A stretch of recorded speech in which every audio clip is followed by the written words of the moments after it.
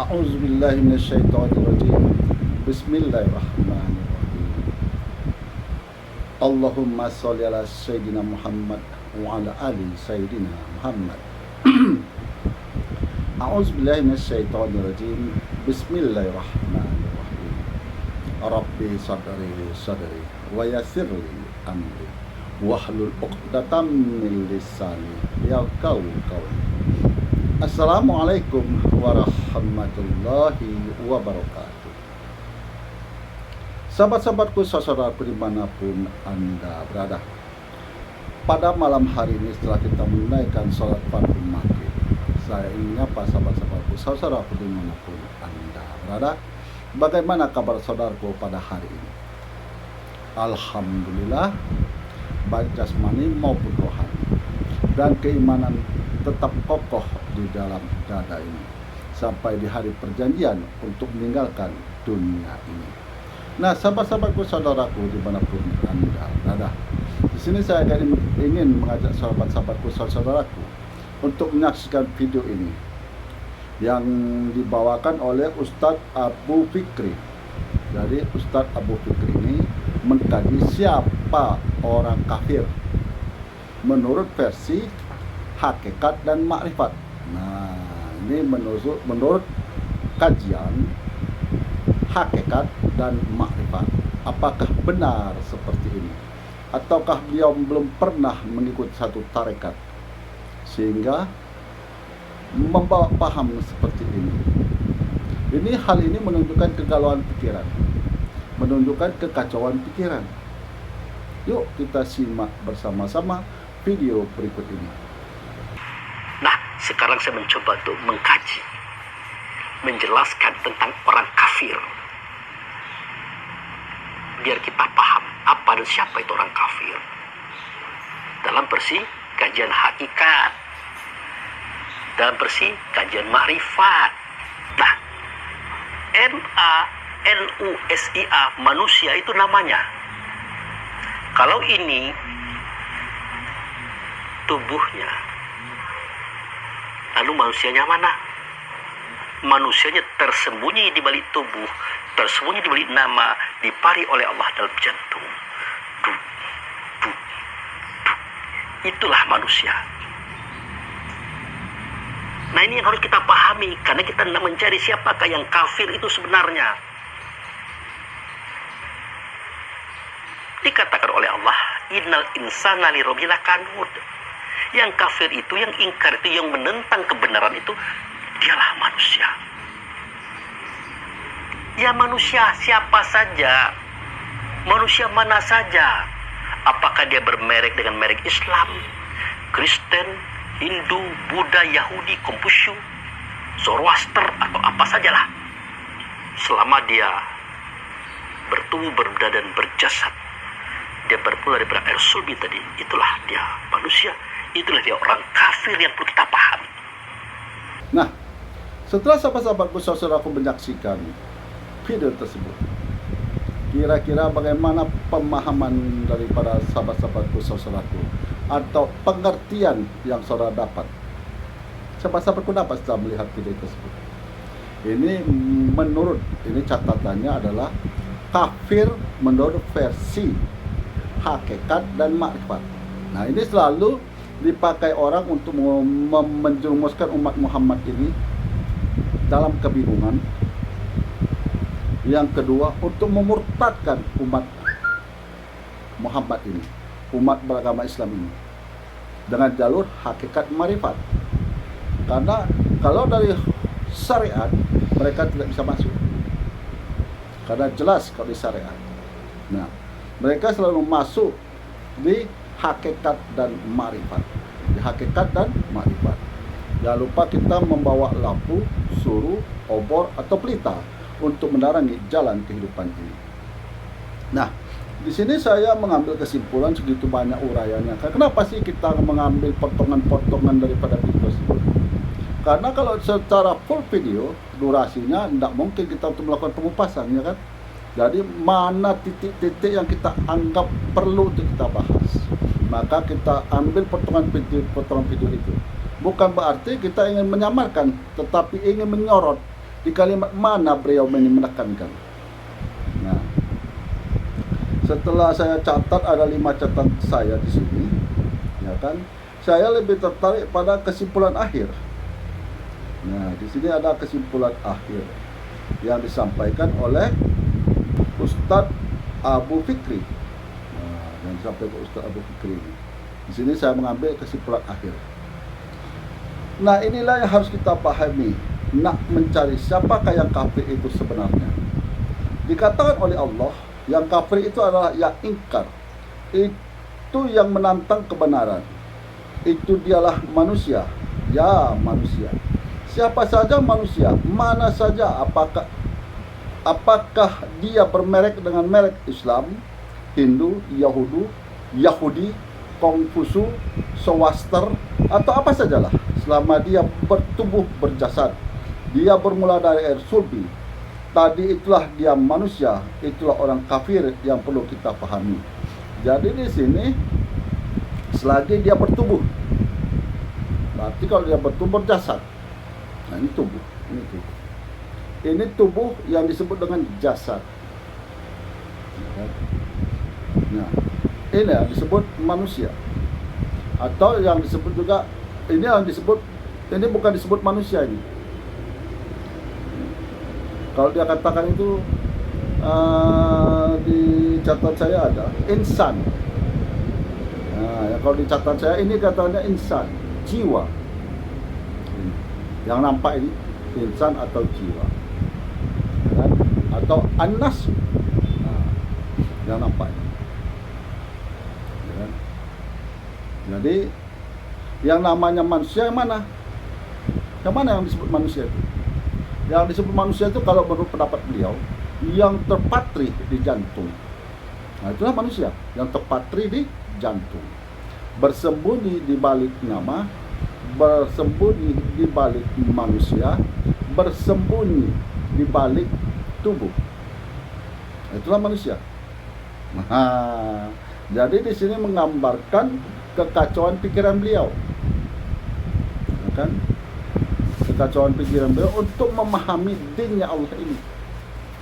Jadi, kalaulah ini insan atau nyawa berdasarkan spermatozoid, ya kan, yang bergerak-gerak, yang masuk ke dalam kandungan ibu kita, kandungan rahim ibu kita, yang berkembang, yang berwujud jadi manusia. Pada saat itu manusia itu sudah hidup, tapi belum dihidupkan ruhnya. Nah, yang hidup itu siapa? Yang hidup itu siapa? Nah, itulah nyawa atau insan. Nah, insan sudah bertubuh, sudah bernapas, sudah hidup, kan? Dan di sini, kalaulah ini nyawa atau insan, ini insan, atau apa disebutnya anasu, atau disebut juga tubuh, kan? Tubuh. Atau jasad. Nah, jasad. Jadi yang disebut manusia itu yang mana? Yang terpatri di jantung. Terpatri di jantung. Nah, sahabat-sahabatku, saudaraku dimanapun Anda, kalau saudara melihat seseorang mengalami sakatul maut, itu dicabut dari kaki, ujung jari-jari kakinya, itu kita pegang dingin, jantung masih berdetak, terus sampai ke dengkul, dari jari kaki sampai dengkul sudah dingin, terus berjalan sampai dia ke jantung, dia istirahat sebentar di sana. Setelah itu dia lanjut lagi, maka jantungnya berhenti, yang disebut dengan meninggal dunia. Nah, jadi yang mengalami meninggal dunia ini siapa? Manusia yang ada di jantung tadi. Hah? Yang meninggal tadi siapa? Yang disebut meninggal dunia itu. Dan apa? Kenapa disebut meninggal dunia? Siapa yang meninggal itu? Yang meninggal itu siapa? Nah, pahami dulu itu. Maka terkait dengan ucapan innalillahi wa inna ilaihi rajiun. Segala sesuatu berasal dari Allah, kembali kepada Allah. Yang kembali itu yang mana? Kenapa dia disebut meninggal? Kenapa tidak disebut mati?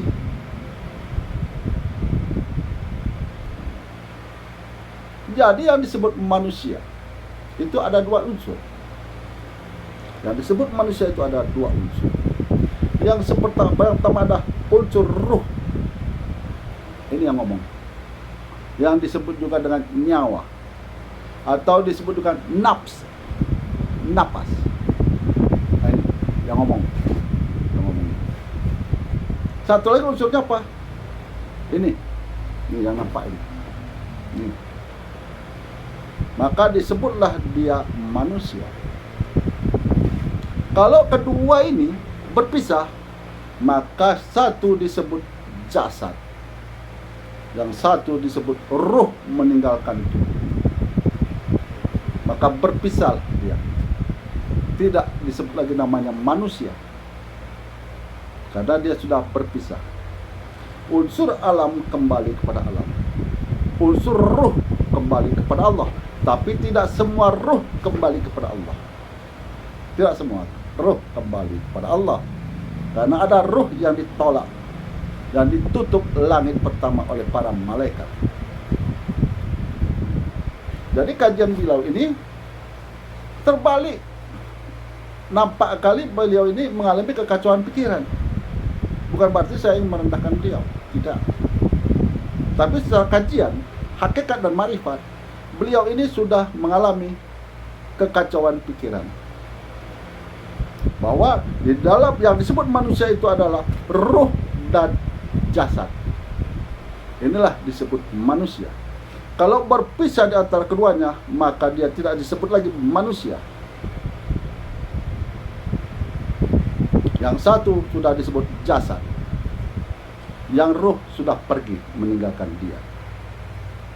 Maka disebutlah dia meninggal dunia.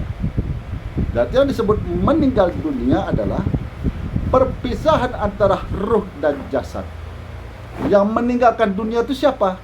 Ruh. Ini yang ngomong ini. Yang ngomong ini yang meninggalkan dunia ini. Yang mati itu siapa? Jasad. Jasad ini yang mati. Dan ruh ini hidup. Ruh ini hidup. Inilah yang diangkat ke langit, yang akan mempertanggungjawabkan perbuatannya selama hidup di dunia ini. Yang akan jadi saksinya tubuhnya. Jari, mulut, mata, telinga, itu akan menjadi saksi bagi dirinya. Bagi siapa? Ini yang ngomong ini. Nah, kaitan daripada itu, di sini saya mencatat lagi, wahai jiwa yang tenang, kembalilah kepada Tuhanmu dengan hati yang redoh dan diredohi, maka masuklah ke dalam golongan hamba-hambaku dan masuklah ke dalam sorgaku. Dalam surat Al-Fat ayat 27 sampai ayat 30. Jadi yang dipanggil jiwa-jiwa yang tenang ini, yang ngomong ini. Inilah yang dipanggil jiwa-jiwa yang tenang, roh-roh yang tenang, napas-napas yang tenang. Satu, bukan beda. Satu nama barangnya itu, tapi tiga sebutannya. Nyawa, ruh, napas, satu. Makanya kalau ada orang meninggal, tengok napasnya udah gak ada. Berarti kalau orang meninggal tuh dua diperiksa. Yang pertama denyut nadinya, yang kedua napasnya. Artinya dari jantung dan dari paru-paru. Kalau kedua ini sudah berhenti, maka disebutlah dia meninggal dunia. Kalau keduanya masih ada di dalam diri ini, tapi yang bersangkutan sudah tidak sadar, disebut koma. Jadi beliau ini mengalami kekacauan pemikiran. Jadi di sini dia mengambil kesimpulan bahwa yang disebut kafir itu, jadi dikatakan Allah yang kafir itu adalah yang ingkar itu, yang menantang kebenaran. Itu dialah manusia. Ya, manusia siapa saja, manusia mana saja. Apakah dia yang bermerek dengan merek Islam? Jadi orang Islam pun kafir. Hindu, Yahudi, Konfusius, Zoroaster atau apa sajalah, selama dia bertubuh jasad, dia bermula dari air sulbi. Jadi beliau ini kafir.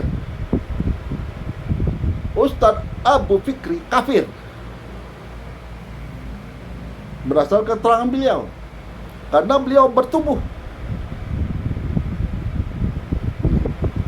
berjasad, berarti beliau ini termasuk golongan kafir kalau berdasarkan daripada ceramah beliau.